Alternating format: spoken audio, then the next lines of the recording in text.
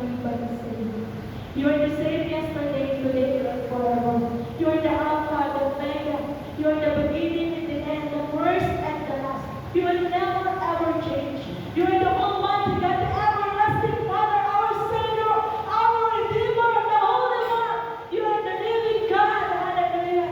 Tunay mo Diyos, the sovereign God, the supreme God. Wala sino man ang pwede natin ihambing sa iyo dahil ang totoo, ikay nag-iisa, wala kang katulad. You are the way, Jesus, the way, the truth, and the life. Sa umagang ito, sa biyaya mo, nilong mo, Panginoon, na kami na mga tinawag ng pinili mo, pagkaisahin ang aming mga puso ng daming ang aming spirito upang sa paligkas sa spirito ng katotohanan.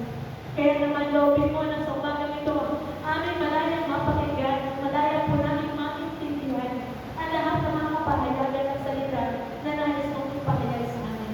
Pagpalayan mo ang buong kongregasyon, ibaba mo ang spirito ng pag-unawa na nagmumula sa iyo upang sa ngayon, Panginoon, walang salita mo ang masasayang, walang salita mo, Panginoon, ang hindi namin maintindihan pagkos ito ay aming maunawaan, maintindihan at sa biyaya mo at sa tulong ng iyong spirito ay aming magaganap at may papatuloy sa aming mga buhay. Pagpalayan mo ang bawat mga sasindan na naghahangat na mapuluhan ng mga salita at revelasyon na nagmumula sa iyo.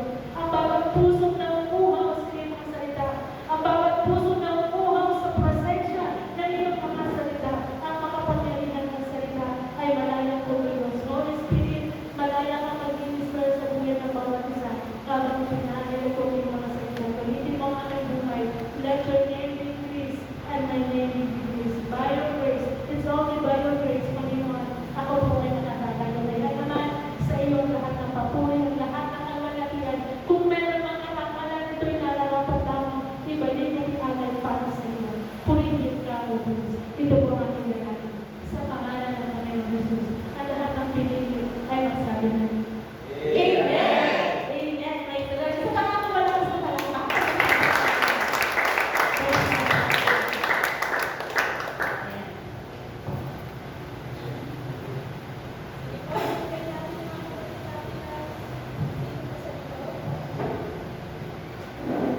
Tapos na po ang inyong isang linggo, mga kapatid. Praise God sa protection. Salamat sa buhay ni Ma'am Nadia. Ang mga po natin natawag po siya ni Brother Luz. Mga kapatid po, at po kami ngayon ang sa tahanan ng Panginoon. Sila po ay galing pa ng 13. Sobrang layo dahil walking distance na, pero praise God, grabe. Kahit na ganyan yung panahon, mas pinili at tinutulog nila ang Panginoon. Salamat sa Lord, puli ng Panginoon sa lahat ng narito. Welcome po ang bawat isa sa tahanan ng ating Panginoon. Tayo po ay sama-sama kakain, mga pagkain spiritual sa pamimitan natin ng mga salita. Handa na po ba ang lahat? Parang isa lang. Handa na po ba ang lahat?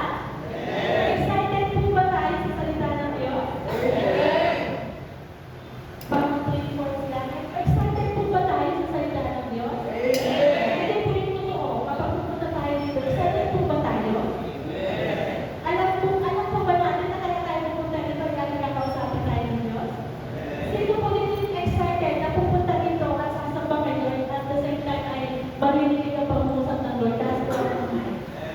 Hallelujah. Palakpakan po natin ang Panginoon. Glory, glory, glory to God.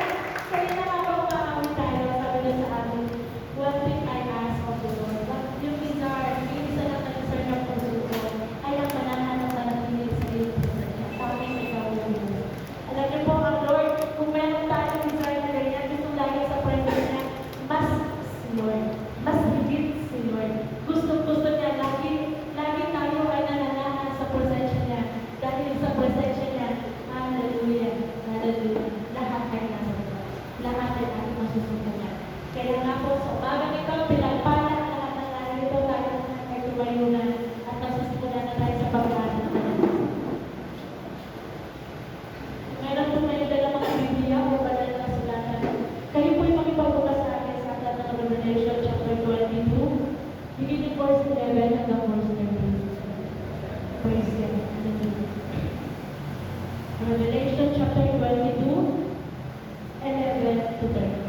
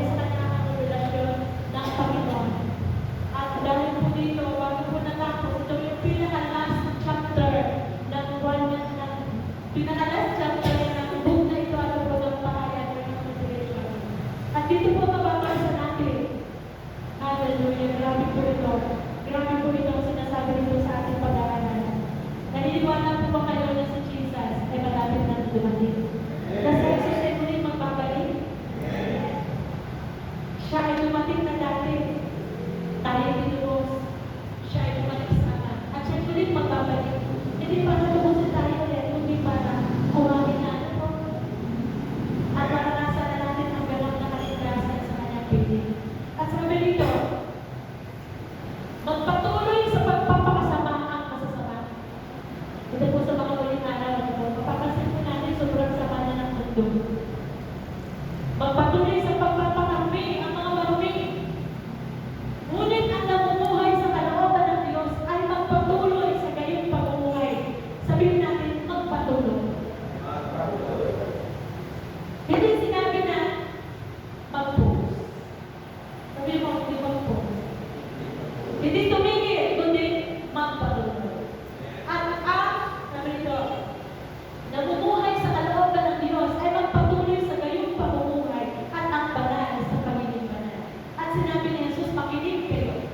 Sabi ko sa inyo kami, makinig tayo. Darating na ako. Dala ko ang mga gantimpalang ibibigay sa bawat isa ayon sa kanyang ginawa. Ako ang Alpha at ang Omega, ang una at ang huli, ang simula at ang wakas. Puri ng Diyos sa kanyang mensahe po sa bagay ito ay may pamaganan. Basahin po natin 1, 2, and 3. The final call before Christ returns.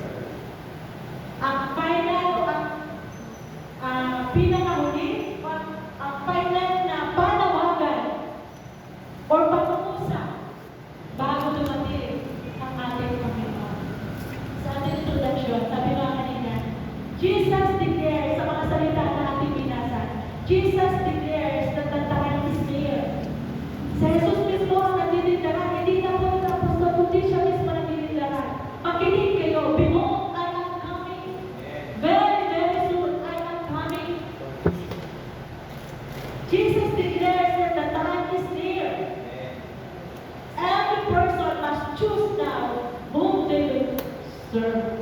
Kaya nga po, bawat tao ay kailangan piliin mainam, piliin mabuti kung sino ang kanyang paglilingkuran. Jesus is coming soon to reward everyone according to their deeds. Ito po ang tinutukoy ang mensahe na po na ating pag-aaralan ngayong umaga. Na si Jesus ay nagbabalik para sa ating mga nanampalataya at tinawag niya na dala-dala ang gantimpala. Sabi mo sa kagabi, may gantimpala tayo ba tayo? Mapapansin niyo po ba mga preaching ko kadalasan na laging may reward si Lord? Dahil ito po ay totoo. Nagsiserve tayo hindi after sa reward, pero hindi pwede, hindi papayag si Lord na sa mga ginagawa natin pagsunod at paglilingkod sa Kanya, hindi siya papayag na ikaw ay hindi niya bigyan ng gantimpala. Kaya sa mga ito, minsan para mapalaala sa atin ng Lord ito. Jesus is coming soon to reward everyone according to their deeds. Sabi mo sa kanya yung ayon sa ating mga ginawa.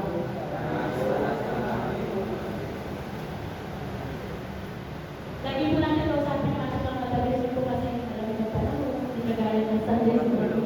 Masarap matulog. Kaya hindi siya makatulog, sabi mo sa kanya, meron pa tayo ginagawa, di ba? Meron pa tayo ginagawa para sa Lord, di ba? Kasi kung wala tayo ginagawa, kahit dumating siya, wala tayong reward na matatanggap. Una, ito po yung final call ng Lord sa kanyang iglesia o sa lahat ng tao bago siya dumating. Una, you are chosen. Be steadfast and continue faithfully. Base po niya sa unang verse natin binasa, verse 11. Magpatuloy sa pagpapakasama ang masasama. Magpatuloy sa pagpapakarami ang marurumi. Ngunit ang namumuhay sa kalooban ng Diyos ay magpatuloy sa gayong pamumuhay at ang banal sa pagiging banal. This is the first final call ng Lord. Church, you are chosen. You are chosen. Pinili ka, pinili ako, ang katibayan, ang katunayan, ang biyaya ng Diyos ay nasa atin. Kaya nga ang biyaya na yan ang dahilan kung bakit narito tayo ngayon na po pinipili natin ang Diyos na higit sa anumang bagay sa mundo. You are chosen. We are chosen. Kaya nga maging matibay at matatag ang bawat isa dahil ikaw at ako ay pinili at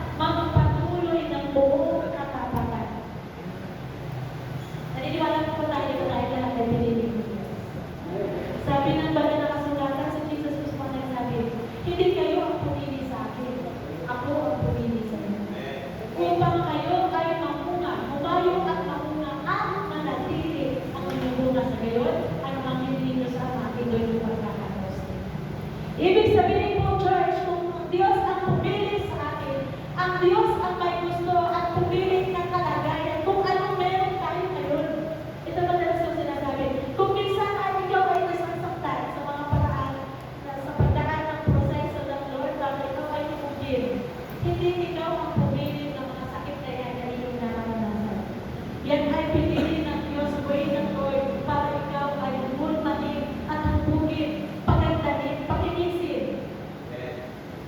Hindi kayo ang pumili sa akin na sabihin natin, mas pipiliin ko ngayon si Lord. Hindi, ikaw ang ako ang pinili ng Lord. Kaya nalo tayo. Pinili kita at ika. Lukas, magpakasa. Minsan naisip natin, mas pipiliin ko pupunta sa bahay sa mga. Pinili kita, Jen, dito ka sa aking message. Pinili kita, Nadia, dito ka. First time ka, gusto kita, pinili kita, gusto kita, dito ka sa aking message, kasama niyo.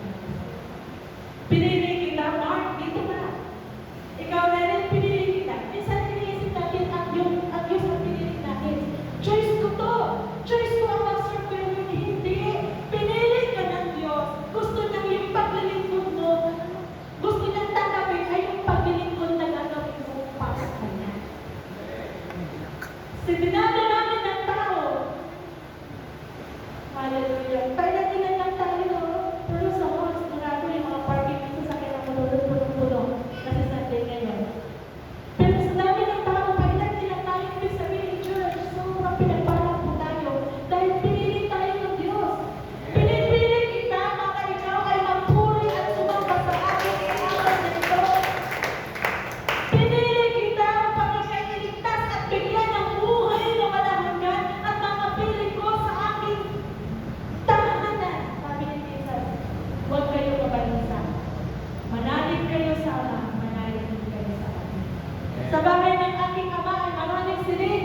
Kung hindi gayon, ako'y paruroon. Ipaghahanap sa akin kayo ng mga silid. Ito kay Pastor Ernie. Ito kay Pastor Ernie.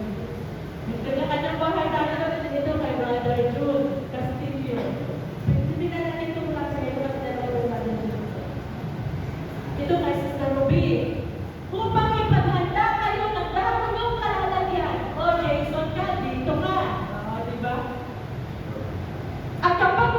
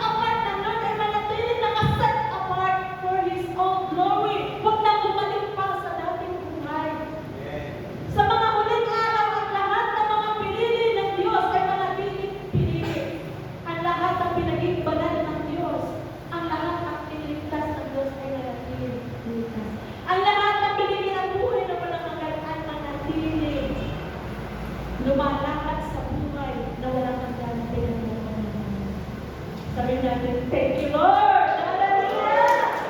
Thank you, Jesus! Ulitin ko po, hindi tayo ang pumili ng ganitong buhay. You are chosen. This is not encouragement na kami. Brother or sister, you are chosen. Be steadfast in the Spirit. Magpakatandaan po tayo mga kapatid. At magpatuloy, wag po tayong panghinaan ng Lord. Huwag tayong mapagod, ano po sa panilingkod sa Panginoon, lalo na sa panahon ngayon next time. Tingnan po natin itong propesiya o yung mga mangyayari magaganap sa panahon ngayon. Gusto niyo po yan, may drawing? Ay, sa-isahin po natin ha, basahin po natin. Ikalawang Timoteo chapter 3 verse 1 to 5. Dapat mong malaman na sa mga huling araw, sabi mo sa katabi mo, dapat mong malaman na sa mga huling araw ay darating ang mga panahon ng kaguluhan.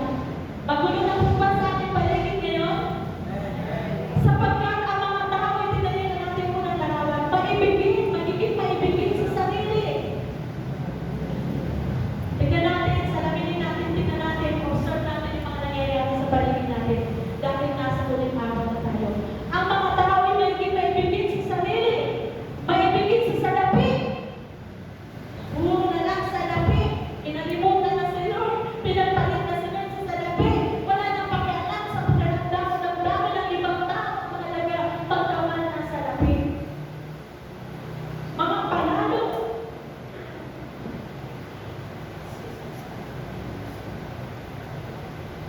Ano po yung mapanalo?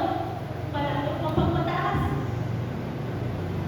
Kung minsan mo pa, gumanda-ganda na ng kaunti yung buhay, di ba masyado maganda? Nagmamataas na. Parang hirap ng kabuti. Kung minsan naman, wala naman yung pagpapalaki, mas magaling pa, mas malaki pa yung sa sarili, kaysa doon sa mga dapat yung pagmalaki. Dahil yun po yung mga tao ngayon, panalo, mapagmataas, mapagsamantala. Aha, pagkakataon ko na.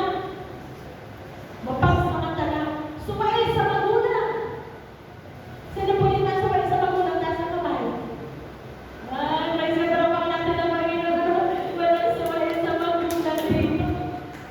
Sa mga huling araw, kabataan, ang mga anak ay naging sumail sa magulang. Hindi kayo yun, hindi tayo yun. Dahil tayo ay nagpapatuloy sa pagpapakabalan at pagsunod, pag-umuwi sa kalooban ng Diyos. Ano ang nagsabi ng Lord? Ephesians chapter 6 verse 1 natin din na, children, obey your parents in the Lord, for this is right. Ang mga anak ng Diyos, lalong nagiging masunurin sa kanilang mga magulang. Number 6, walang habag. Walang habag. Ano po natin yung nababayaran ng mga balita sa mga estudyante sa school? Babata pa nila, pero wala na sila habag. Malapit na lang na kanilang kapwa mga estudyante na yung malas na malas. Number 7, mapanirang puri. Kunwari, okay pa ba na po? Sabi ko lang, nandito lang ako, handa. Makinig, pagkatasa mo makinig, pagtalikod, ano mo yung sabi sa akin, dagdagan pa yung sinabi sa kanya. Sabi natin, hindi ako yun. Kaya tiba, siguro yun ang din. Wala po, biyaya ng Panginoon. Kung may naman tayo, ay bagagawin ng Lord. Number 8, walang pagpipigil sa sarili. Tignan niyo yung number 8. Pwede ba isip? Sa mga huling araw, walang pagpipigil sa sarili. Grabe siya kumain. Siguro may kasama yan. Wala ko sa kasama. Hindi lang sa pagkain. Pati sa paggawa ng mga bagay na gusto niyang gawin kahit na alam niya ito hindi nakakalugod sa paningin ng Diyos. Number 9, mataas. Ayan. Nagiging po yan ngayon sa panahon natin. Kasi nga, nasa mga huling araw na tayo. Number 10, walang pagpapahalaga sa mabuti. Wala akong pakialam natin. Kahit ano ba yung ginawa ng Jesus para sa akin, wala akong pakialam. Mahalaga na i-enjoy ko.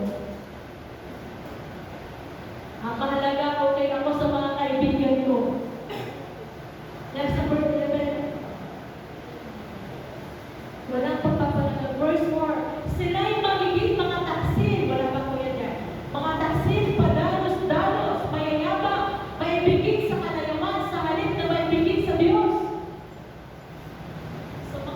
araw. Ano kaya church? Hindi tayo maibigit sa kalayaan. Dahil tayo ay pinili ng Diyos. Verse 5, sila'y may anyo ng pagiging makadiyos. Dahil na ko rin may anyo ng pagiging makadiyos. Ngunit hindi naman nakikita ang kapangyarihan nito sa kanilang pamumuhay. Iwasan mo ang ganyang uri ng mga tao. Sa mga huling araw, marami ang magsasabi, mga Diyos ako, mahal ko ang Diyos. Pero the way sila mamuhay, paano magsalita, paano kumilos, paano mag-react sa mga sitwasyon, pinapabulaanan ang kanilang sinasabing ako ay may Diyos sa puso mo. Dahil ang bilis nilang mawalan ng pananampalataya. Ang bilis nilang bumingka. Ang bilis nilang humito. Ang bilis ipagpalit si Lord. Sa mga huling araw, maraming magsasabing mag-aanyong mga Diyos. May pananampalataya. Ngunit, hindi naman makikita sa kanilang buhay ang kapangyarihan nito. Church, ang ating pamumuhay ang magpapatunay na meron tayong totoo pananampalataya sa ating Diyos. Hindi lamang sa ating isipan, kundi yung ating application sa lahat ng ating natutunan salita ng Diyos. Dahil sa pakikinig at pakikinig po natin ng salita ng Diyos, tayo nagkakaroon ng pananampalataya. At yung pananampalataya natin ang mga salita ng Diyos na ating narinig, ito po ay dapat natin inaabuhay sa buhay natin. Ito ang ebidensya na totoo tayo ay may Diyos, may Kristo sa ating buhay. Yan po mga nabanggit na mga klase ng mga tao na yan po ay nagaganap na sa mundo nito. Dahil tayo nasa mga huling araw na. Ang biyaya ng Lord, tinutulungan po tayo ng biyaya ng Diyos para baguhin ang ating buhay. Hindi pa man tayo perfect. Pero kagaya ngayon, dahil narinig po natin ang mensahe nito, aware tayo. Yung parang mga masuwag sa magulang, yung mga malalakas makasawag sa magulang, malalakas makadabog-dabog pag pinagugas ng plato, yun pala ay hindi dapat nakita sa atin. Dahil sabi ni Jesus, magpatuloy sa pagsunod sa kalooban ng Diyos at sa pagsunod sa kalooban. Magpatuloy sa pagpapakagalan ang mga banal. Palapakan po natin. Hallelujah! Praise the Lord. Sa Matthew 24, 9-14 at 24. Pagkatapos isalaysay ni Jesus sa kanyang mga alagad, ang mga tanda, ng kanyang muling pagparito, ng kanyang muling pagbabalik sa mga previous verses na babasa po natin doon, magkakaroon ng mga tagutom ng lindol, magkakaroon ng mga kapuluhan, labanan, digmaan, bansa, kapwa-bansa, after noon, verse 9, ito po yung kanyang sinabi. Pagkatapos ay kapuputan kayong lahat dahil sa inyong pagsunod sa akin. Naranasan niyo na po bang kapuputan kayo magaling sa inyong tao dahil sa pagsunod ng kay Lord? Amen? Kung hindi pa, mararanasan po natin ito. Nag-end po natin ang ating mga sarili. Pagkatapos ay kapuputan kayong lahat dapat hindi accepted yung mga music ministers, hindi accepted yung mga pastors. Kapuputan kayong lahat dahil sa inyong pagsunod sa akin, isasaktan kayo upang pahirapan at patayin. Verse 10. At dahil dito'y marami ang tatalikod sa kanila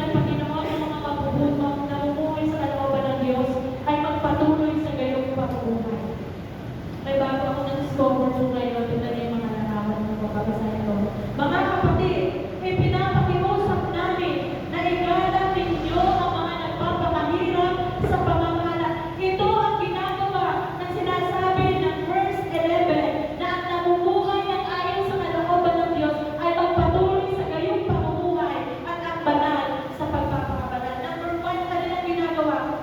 Mga kapatid, ipinapakiusap namin na igalang ninyo ang mga nagpapakahirap sa pamamahala at pagtutungo sa inyo alang-alang sa Panginoon. Sa mga huling araw, ang mga tinawag at pinili ng Diyos ay patuloy na magkakaroon ng paggalang, pagrespeto at pag-honor sa kanilang mga pastor o mga leaders na ginagamit ng Lord para magtulong ng salita ng Diyos. Ulitin ko, sa mga huling araw, ang mga tinawag at pinili ng Diyos ay magpapatuloy sa ganitong klaseng pagbuhay ng pagsunod sa kalooban ng Diyos. Ang pag-aaral, sa lahat ng mga pinili at ginagamit ng Diyos. Sino po dito ang gumagana at nag-respeto sa lahat ng mga pastor at mga leaders na ginagamit ng Lord? Ngayon, palapakasyon natin ang Panginoon. Yan ang kailangan ng Diyos. Pangalawa, pag-uulan ninyo sila ng lubos na pag-ala at pag-ibig dahil sa kanilang gawain. Hindi lang basta igala at mahalin, din daw po natin. Hallelujah. Dahil sa kanilang gawain, makitungo kayo sa isa't isa ng may kapayapaan. Verse 14, mga kapatid, pinapakiusap din namin na inyong pagsabihan at mga tamad. Sino po ang tamad dito? Pagsabihan din ninyo yung mga tamad. Pasiglahin ang mga mahina ang kalooban. I-encourage po natin, mga kapatid natin, dumaranas ng panghihina. Maging matyaga kayo sa kanila. Huwag ninyo paghigantihan ang gumawa sa inyo ng masama. Huwag kayong gumanti sa gumawa ng masama. Sa halip, magpatuloy kayo sa paggawa ng mabuti sa isa't isa at sa lahat.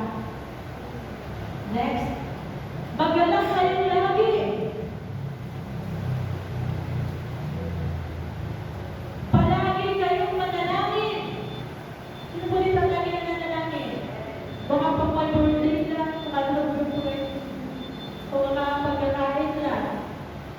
Palagi kayong manalangin. Ito po dito tayo nagpapakunin po sa ganito mga gawain. At magpasalamat kayo sa Diyos sa lahat ng pagkakataon sapagkat ito ang kalooban ng Diyos para sa inyong pakikipag-isa kay Kristo Jesus. Magpasalamat tayo lagi kay Lord. Kahit na hindi maganda yung sitwasyon na pangyayari sa ating mga buhay at sa pamilya, hanapin pa rin natin yung mga bagay na ipagpapasalamat sa Diyos. Huwag ninyong hadlangan ang Espiritu Santo o huwag niyong pighatiin ang Espiritu Santo o huwag pigilan kung ano yung gusto niya. Pag sinabi ng Lord, manalangin ka. Pag sinabi ng Lord, ibigin mo siya, patawarin mo siya, ibigin mo siya. Pag sinabi ng Panginoon, gawin mo to, isolvin mo yung kaibigan mo, isolvin mo yung kapitbahay kung gawin natin. Sabi niya, huwag pigilan ang Espiritu Santo. Kung gusto ng Espiritu Santo magpuri ng wagas at todo-todo, huwag natin pigilan. Sila naman sa ako pa kaya hindi ako marunong sumayaw. Sabi niya, huwag pigilan ang Espiritu Santo. Verse 11. Next, sabi po rito number 11. Huwag ninyong baliwalain ang anumang pahayag ng Diyos. Huwag natin baliwalain ang mga revelasyon ng Diyos. Huwag natin baliwalain ang mga salita ng Diyos.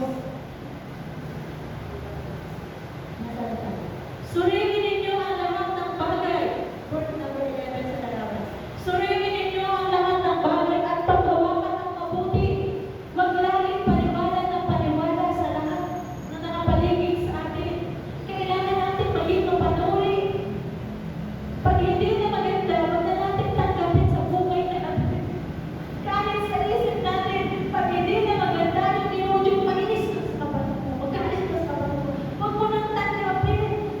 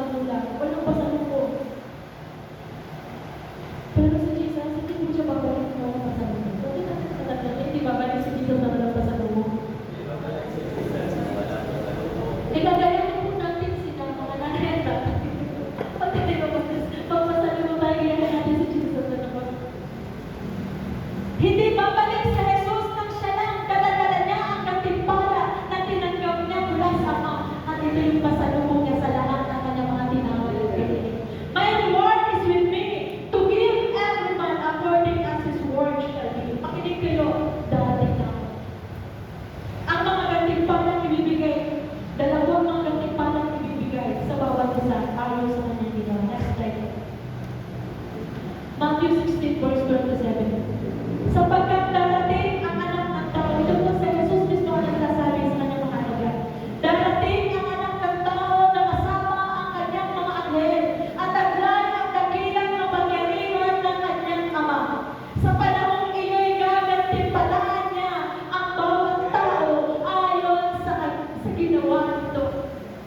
Hallelujah. For the Son of Man is going to come in His Father's glory with His angels, and then He will reward each person according to what they have done. Kaya nga po mga kapatid, patuloy po tayo sa tandaan po natin, hindi po para sa wala lang ang ating mga ginagawa. Merong siguradong reward na nakaranas si Lord. Akala lang natin, kung tayo maghangal, ano po, ng pag-appreciate ng tao dito sa mundo habang tayo lumang.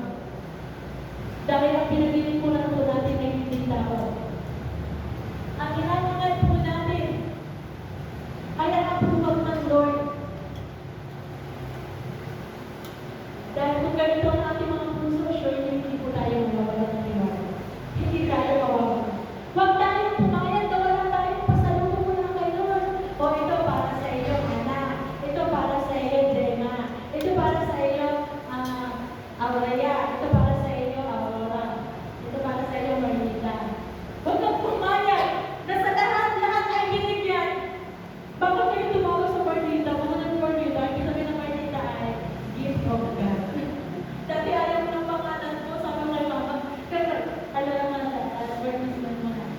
Nag-graduate na ako ng high school bago ko nalaman ng Marlita ang pangalan ko. Talaga pangalan ko mula grade 1, Marley. Tapos nag-graduate na ako na lang ng birth certificate. Marlita pala. Sabi ko, mama, bakit ito yung pangalan ko? Para sa tao ng tao. Tapos na-research ko kung ano ibig sabihin ng ibig sabihin talaga. Gift of God. O, di ba ngayon, hindi na ako bigyan. Kasi God. Hindi ba kayo may regalo ng Diyos yun? Pinapahayag sa inyo kung ano yung pag-ibig ng Diyos, yung kabutihan ng Diyos, yung katapangan ng Diyos. Kung hindi nyo na-appreciate yung pangalan ko, ni-interpret ko ang regalo ng Diyos para sa iyo, para ikaw ay kapasabi ng Diyos. Nawalang tuloy ako na sa tayo. Huwag kang pumayag na ikaw ay walang pasalubong mo lang kay Lord. Kaya lahat ng tinawag ng Diyos, hindi pwede ang tamad. Sabi niyo sa binasa natin sa Thessalonica, pagsabihin mo ang mga tamad. Bakit? Dahil ang walang ginawa, walang reward. Ang gusto ng Lord yung pasalubong mo, lahat merong pupuntahan, merong recipient, ang reward na tinanggap mo. Ang gusto mo lahat